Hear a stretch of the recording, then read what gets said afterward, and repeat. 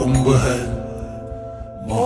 উত্তরপ্রদেশের প্রয়াগরাজে 4000 হেক্টরে চলছে মহাকুম্ভ মেলা, যেখানে সারা বিশ্বের কোটি কোটি মানুষ আসবেন। কতটা বড় সেটা অনুমান করুন। শুধুমাত্র পানীয় জলের ব্যবস্থার জন্য খরচ হয়েছে 40 কোটি টাকা। 25টি সেক্টরে বিভক্ত 1249 কিলোমিটার দীর্ঘ পাইপলাইন ইনস্টল করা হয়েছে। 144 বছর পর অনুষ্ঠিত এই মহাকুম্ভ মেলাতে দেশ বিদেশ থেকে 40 কোটিরও বেশি ভক্ত আগমন হবে। তা বোঝাই যাচ্ছে কত বড় মেলা হতে চলেছে।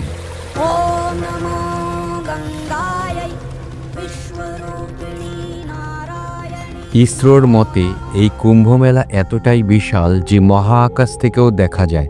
কিন্তু আপনার মনে এই প্রশ্ন অবশ্যই জাগে যে এত বড় কুম্ভ মেলার ইতিহাস কি, কোথা থেকে শুরু হয়েছিল এবং এর পিছনে কি কারণ?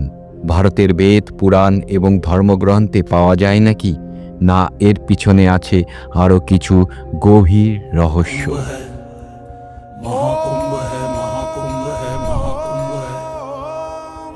এই কুম্ভ মেলাতেই লুকিয়ে আছে অমরত্বের রহস্য। ভিডিওটি বিস্তারিত দেখুন। কুম্ভ মেলার তিথি সূর্য, চন্দ্র আর বৃহস্পতির স্থিতি দেখে নির্ধারিত করা হয়। বৃহস্পতি বৃষ রাশিতে এবং সূর্য যখন মকর রাশিতে থাকে তখন প্রয়াগরাজে কুম্ভমেলা অনুষ্ঠিত হয়। যখন বৃহস্পতি কুম্ভ রাশিতে আর সূর্য মেষ রাশিতে থাকে তখন হরিদ্বারে, এবং বৃহস্পতি ও সূর্য সিংহ রাশিতে থাকে তখন নাসিকে কুম্ভমেলা অনুষ্ঠিত হয়। কুম্ভমেলার প্রথম গল্পটি সাপ, গরুড়দেব এবং ঋষি কাশ্যপের মধ্যে।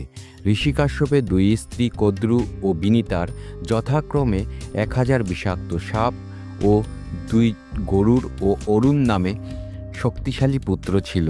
কিন্তু একদিন সারা বিশ্বের সকল সাপেদের মা কদ্রু মিথ্যা বলে বিনিতার সাথে একটি শর্ত জিতে বিনিতাকে দাসী বানিয়ে রাখে। পরে বিনিতার পুত্র গরুড়দেব যখন জানতে পারে তাহার মা বিনিতা দাসী, তখন সে সাপেদের মুক্তিপণ হিসাবে স্বর্গ থেকে অমৃত কলস মর্তে নিয়ে আসে। এই নিয়ে আসার সময় ভগবান বিষ্ণুর সাথে যুদ্ধের সময় 1 ফোঁটা অমৃত এই প্রয়াগরাজেও পড়ে।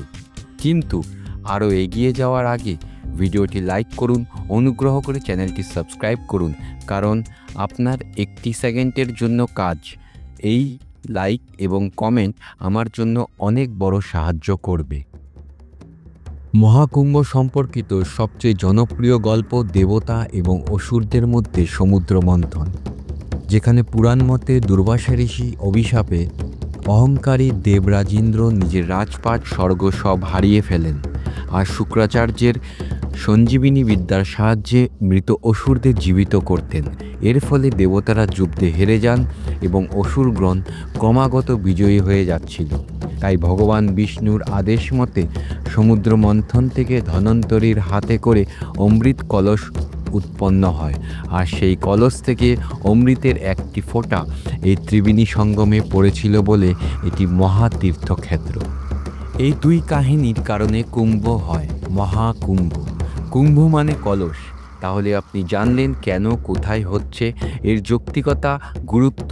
তাই অন্যদেরকে জানান এবং পৌঁছান, শেয়ার করুন, কমেন্ট করুন আপনার মতামত।